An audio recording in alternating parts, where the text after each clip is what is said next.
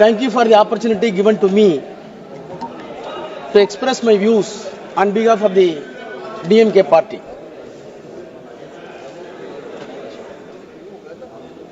I have received the courageous speech of Honorable Minister with rapt attention, and I wondered where he got such a courage to explore the entire cock and bull stories in the parliament. Sir, Madam, I dare to say the Honorable Minister, please go through your speeches tomorrow by text. Compile the text and do tally with the JPC report and the documents submitted with the JPC. If it tallies, I will resign from this house. You recall your memory. When you introduced this bill, you said what prompted to introduce this bill. One of the classical examples that has been given by you, the reason for this bill to be piloted, when you introduced in Tamil Nadu, in Tiruchirappalli district, entire village running thousands of acres were described as Waqf property. JPC came into Tamil Nadu. The district collector came to depose evidence, and the secretary of the revenue department came to the evidence. CEO of the Waqf came to evidence. All three officers came to JPC. The chairman is sitting here.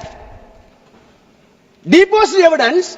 The cock and bull story that has been built by you and expressed by you has been demolished. In spite of the cock and bull story, no interference. No interference. Having said the cock and bull story, now we are coming a new cock and bull stories to say the parliament was given to Waqf board. Sir, madam, the irony is that the minorities' rights are going to be protected by way of this bill, where the party is having no members of parliament Muslim community. There is no Muslim MP to introduce and pilot the bill and support the cause of the bill. They are not able to produce a single member of parliament, and they are giving moral advice to us how the secularism can be protected.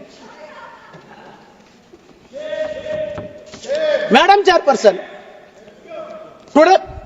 today it is a remarkable day for the Indian Parliament to design our destiny, whether the country is going to travel,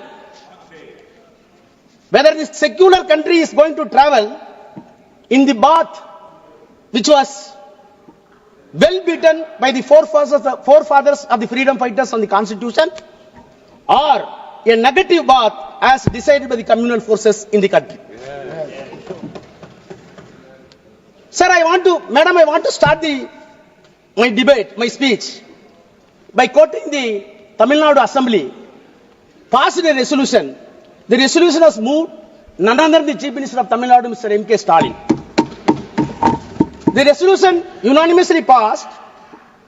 The stand of the court, our stand, the Waqf bill introduced by the Parliament against minority rights, against religious freedom, unconstitutional, contrary to the purpose of Waqf, inconsistent with judicial findings, unnecessary and confusing. If passed, it will cripple the Waqf institutions and harm the Muslim community. Therefore, the Assembly urges Union Government to completely withdraw the Waqf Amendment Bill. Unquote.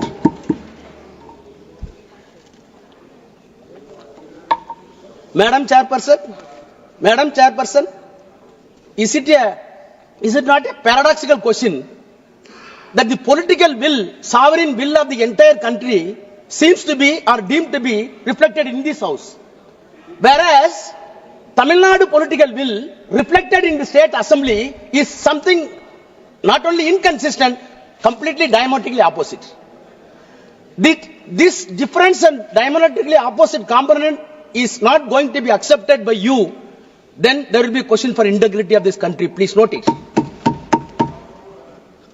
Madam Chairperson, I want to take back the house in the year 1949, soon after the independence. when the constitution was made, the constitution making process was on.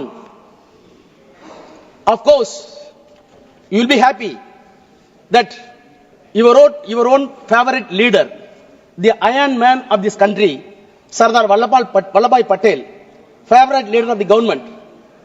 They are celebrating with false claims.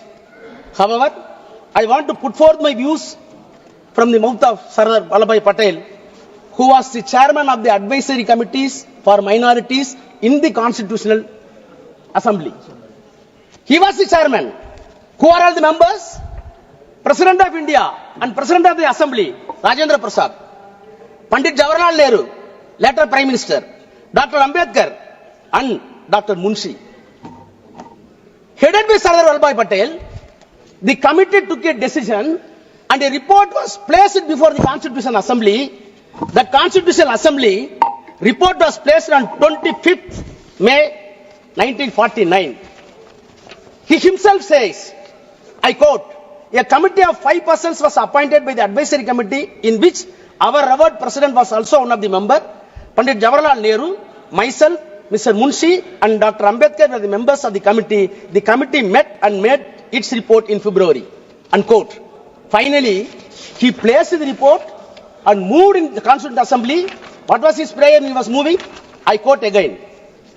If they, that is Muslims, I quote, if they really have come honestly to the conclusion that in the changed conditions of this country, it is in the interest of the all to lay down real and genuine foundation of a secular state, then nothing is better for minorities than to trust the good sense and sense of the fairness of the majority and to place confidence in them.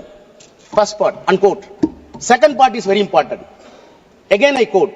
So also, it is for us to happen to be the majority to think about what the minorities feel and how they are treated. But in the long run, it would be in the interest of the all forget that there is anything like majority and minority, this country and that India, there is only one community.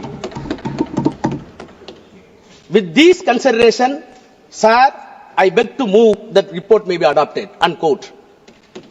This is the voice of Sardar Vallabhbhai Patel in the Constitutional Assembly. You are celebrating Constitution. See, now the problem is we want to harvest the legacy of the Sardar Patel. Those who wanted the legacy of the Sardar Patel in the constitutional terms are opposing the bill. Those who wanted to erect the statue of Vallabhbhai Patel and erase the concept of Vallabhbhai Patel wanted to support this bill. That is the problem. Sir, if I am permitted to go to the genesis of the Waqf, which was originally enacted in the year 1954. After that, the Act was amended frequently 59, 64, 69. Thereafter, comprehensive amendments were made in the year 1984. My sincere question to the Treasury benches and the Honorable Minister. Right from the 1984, whenever amendments were brought in this House, there was a basis. There were deliberations. There were consultations with stakeholders, which was appointed by either by the Parliament or by the President of India or the Prime Minister of India. 1984 amendment came into existence on the basis of the report submitted by the Waqf Enquiry Committee appointed by the Government of India in the 1970 by the Parliament. So a committee was formed in the year 1970. The report was placed. After 14 years, the amendments were made. I surprised when I went through the document in 1970. What a beautiful and sensible deliberation took place in 1970. In spite of that, the protests were made against 1970. Late, it came in 1984. Madam, if at all so many recommendations were made in 1970, in 1984, the Parliament was enabled to take 2 amendments. One is for limitation, which was extended to 30 years. for the Waqf properties. The second one is the act applicable to the Waqf properties. No other provisions were implemented. Not because of the protest of the Hindus, the protest by the Muslims themselves.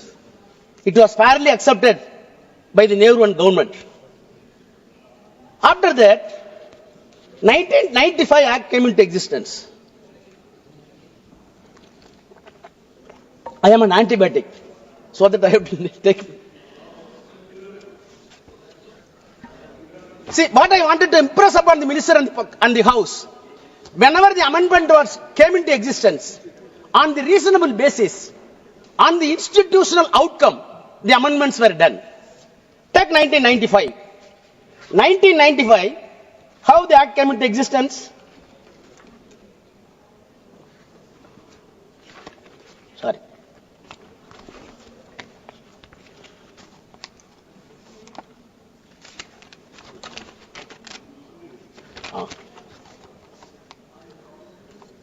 In 1985, the reason statement objects a reason. Para 2, I quote, comprehensive amendments of the Waqf Act were made in the year 1984, which were based largely on the recommendation of the Waqf Inquiry Committee set up in December 70 to inquire the administration of Waqf all levels and response to a demand made by the Parliament members during the discussion of Waqf bill. Only 2 amendments.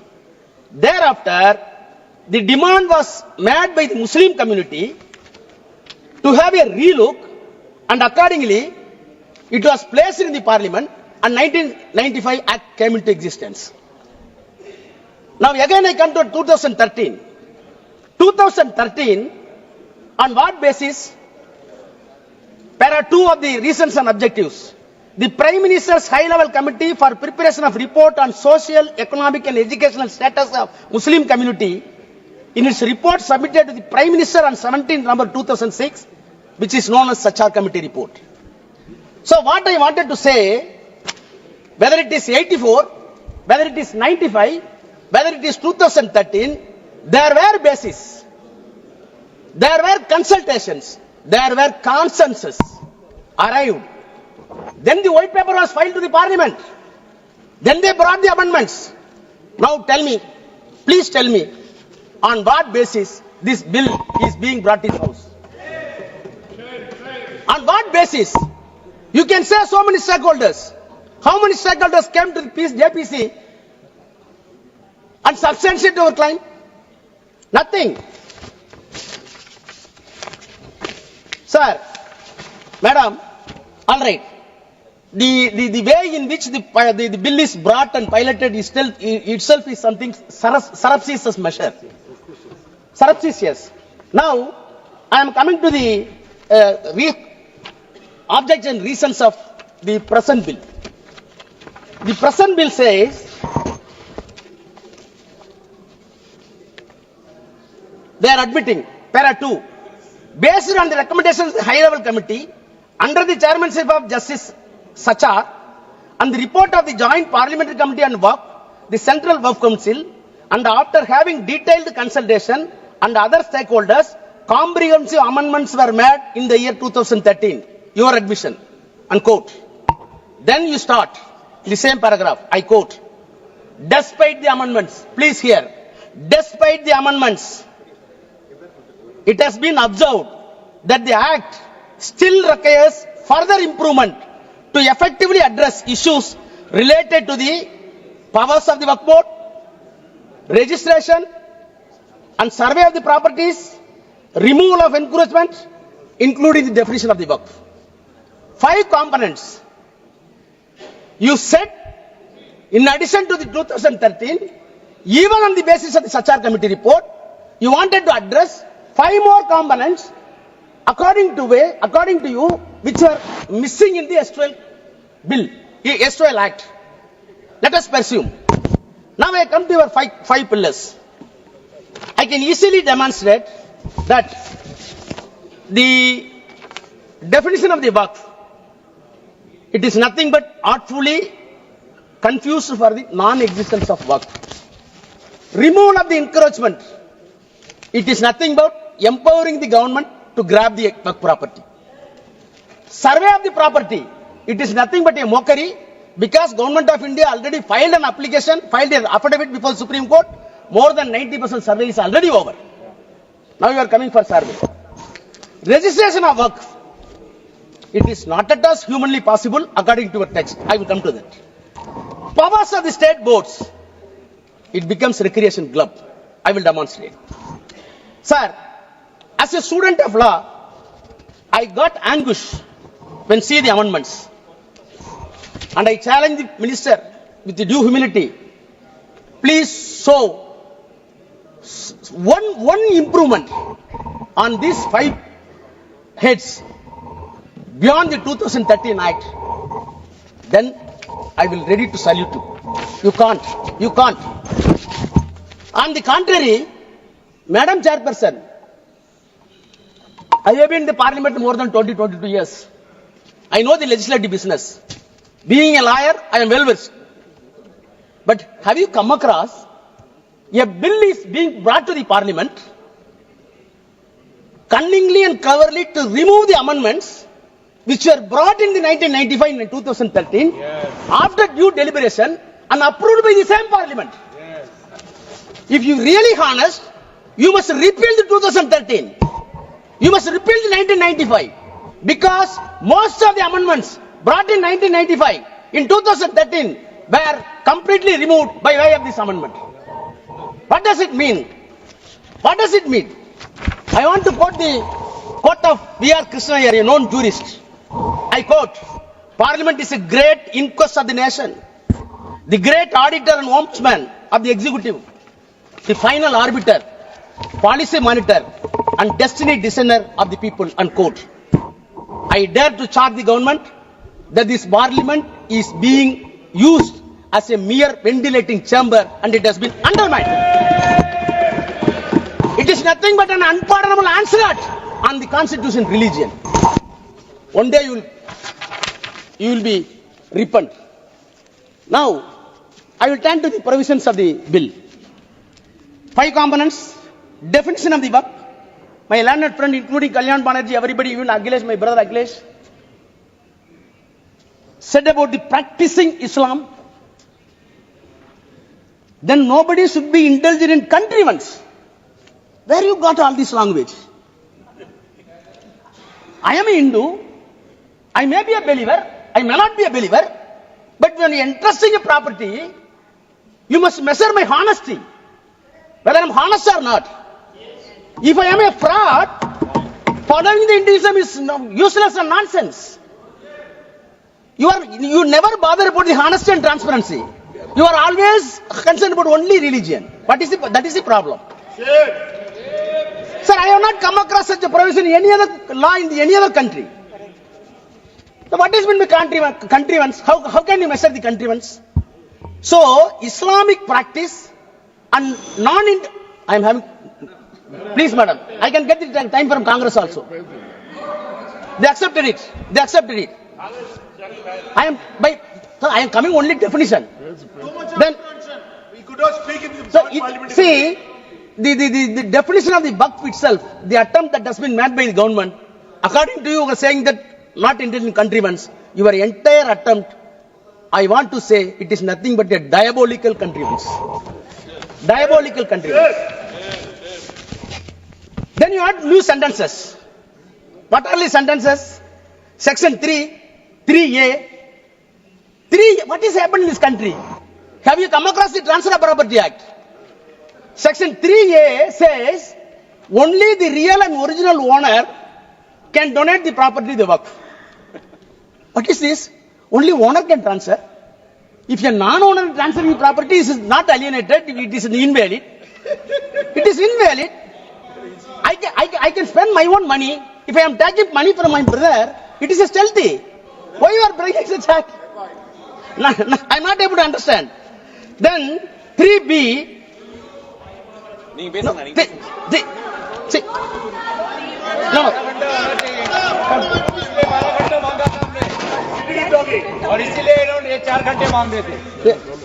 Madam, it's a serious issue. Now, all these things are introduced new. Subclass 3C. Any government property identified or declared as Waqf property before or after the commencement of the act shall not be deemed to the Waqf property.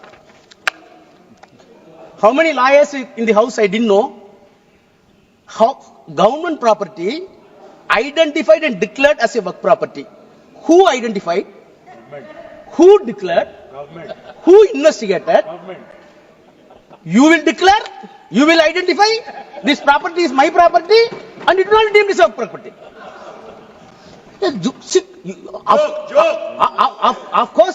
Of course, all constitutional bodies having discretion. Justice Patanjali in 1960 said, yes, we are having judicial discretion, but judicial discretion should not be a caveman discretion. Your discretion here is caveman discretion. So, in the name of the improvement, the government attempts to defeat the concept of Waqf and you want to snatching the entire Waqf property in the name of the act to the government. Coming to the second, survey of the Waqf properties and removal of the encroachment. That itself is contradictory. Survey of the property is affirmative. Encroachment of the Waqf property is negative. You wanted to club it more in one. Section 4, Madam Chairperson, survey of the property for the Waqf in the STL Act, in the present Act, a survey commissioner has been designated, appointed by the government, independent to the government. He is not an independent government officer. So when dispute comes to the government and the Waqf board, the independent officer must follow the civil procedure code to investigate the title and come to a conclusion. He is a civil court. Now, survey commissioner has been replaced with the district collector. Yes. My honest question is, any dispute between the Waqf board and the government, how a collector can be a judge? You know the principle of natural justice. No one can be a judge for his own cause. Yes. Same collector is sitting and he is deciding who is the owner of the property. Unknown to the law, unknown to the criminal jurisprudence, unknown to the entire legal fraternity. जमीन लेना चाहते हैं. How collector can investigate? Then this bill want to revisit the encroachment. Survey is over, now encroachment. Please hear me. You said you wanted to revisit the enforcement according to recent object. Section 54 deals with encroachment. Please see your bill. Any small attempt? Did you change a full stop and comma? Did you change a single letter in 54? You did not change anything. But you are claiming in the recent object that we wanted to revisit in the bill. On the contrary, what you did it, as my friend put it, 52A, you wanted to make very stringent laws to protect the minorities of the country. The SOL Act says, the present Act says, rigorous imprisonment and penalty. You are saying that it is simple regressment. Simple imprisonment. And the offence committed in the Waqf Board presently is cognizable and non-bailable. You are making it bailable. I want to recall the Bilkis Banu. The same thing is happened here also. The next, sir, then tribunals. In 1995 and 2013, Madam Chairperson, as a student of law again saying, the creation of tribunal itself, we want to segregate the lengthy process of the judicial process in the civil court and high court and supreme court. That is why we are having so many tribunals. Telecom tribunal is there, income tax tribunal is there. Why? There were a lot of cases in the civil court, district municipal court, subordinate court, then district court, then high court. So such as simple and peculiar matters should be referred to the specific court for which the constitution permits you constitute a tribunal. You constitute a tribunal and very clearly said tribunal decision is final. Why it is final? Already survey commissioner has been conferred with the civil court. He is not an individual man. He is an institution under law. He is following CPC. When he is following Civil Procedure Code and Indian Evidence Act, the SOL Act, he himself is court, first court. The second court is tribunal. Third court, it is permitted in the law, on sum motu or on application, it can go to High Court. Very sure problem. Very sure problem. But you wanted to say, tribunal is not final, we will decide. What type of jurisprudence you are having? Then come to the registration. Madam, registration. 36-1. 36-1. Earlier, 5 minutes. Please, 5 minutes. I will take my time. So, no. If you, yes, minister is having questions. Time बढ़ाइए आप Registration. आपको इसमें भी जल्दबाजी करना है Okay, tell. Registration. Come to the registration. Come to the registration. Earlier, the Waqf property can be declared by virtue of section 36(1) as Waqf property after the due process. What are the process? In the act itself says. Now, you want to bring 7A. What 7A says? 7A is a peculiar provision which will defeat the entire Waqf properties. I will read, please permit me to read section 7. Huh? No, section 7. 14. 7 here. Section 7. Oh, no. No. What is removed? 7A. Sorry, Chairperson.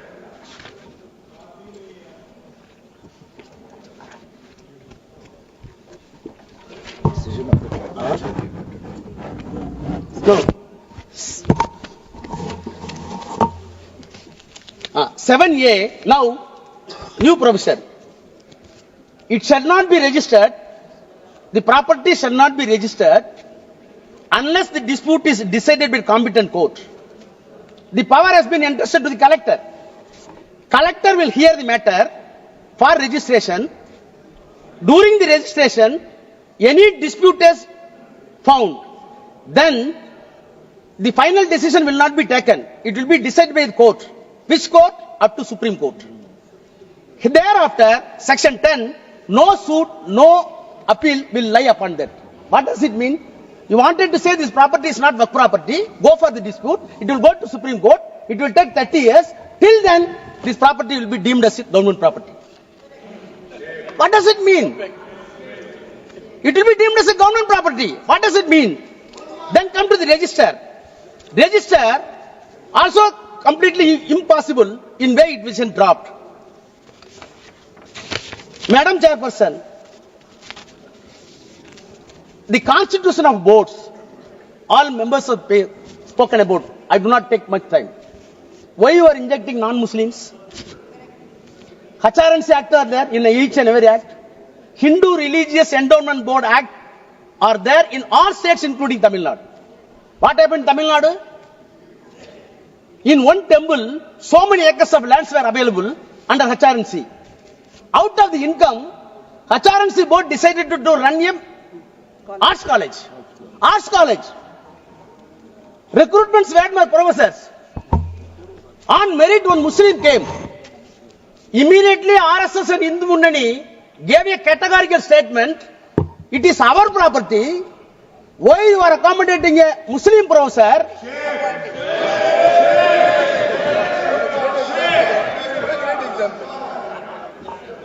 Now we are saying property is something different, religion is something different.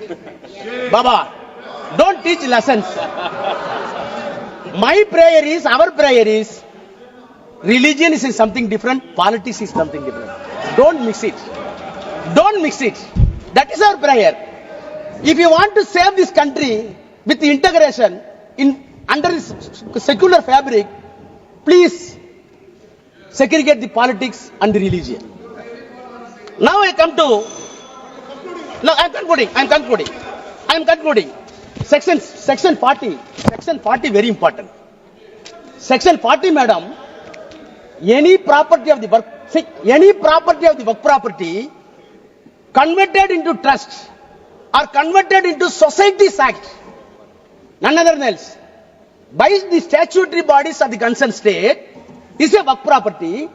If it is found by the board, then the board can initiate inquiry according to this act by way of survey and by way of the deciding title, and ultimately it comes to a conclusion it is work property. If it is not there, you leave it. Why you are removing this provision? What is the reason given to this? It was not at all deliberated in the JPC. Madam Chairperson, Madam, I am closing. Madam, 2 minutes, I am closing. Madam Chairperson, lastly, 108A, overriding power, that is the safeguard. Whatever be the special act, take it PCR Act, Prevention of Corruption, Civil Rights, take it SC/ST, take it dowry prohibition.